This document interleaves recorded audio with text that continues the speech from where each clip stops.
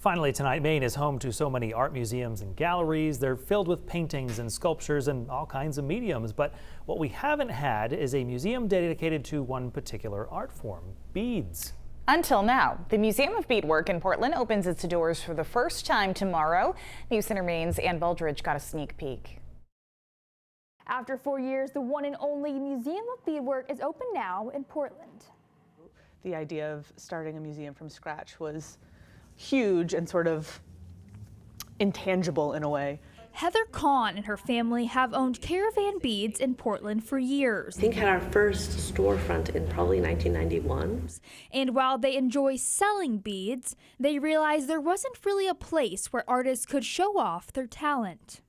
Beadwork is kind of, considered sort of a craft and maybe doesn't get the recognition that it deserves in more standard museums where they're showing more paintings or photography, stuff like that.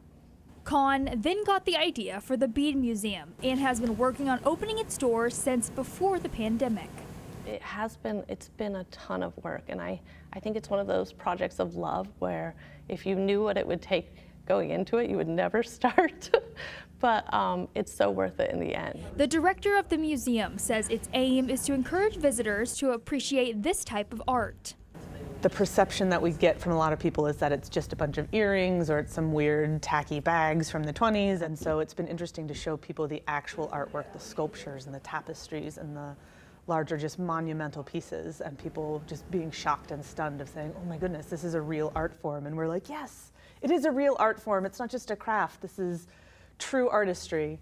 All the art pieces on display have been generously donated to the museum or lent to by some very talented artists. When I walk through those doors, I really feel like it's beautiful. It looks just like I hoped. The museum is open Fridays and Saturdays 11 to 4. In Portland, Ann Baldridge, News Center, Maine. And tickets will be $15 for general admission and $10 for students and those over 65.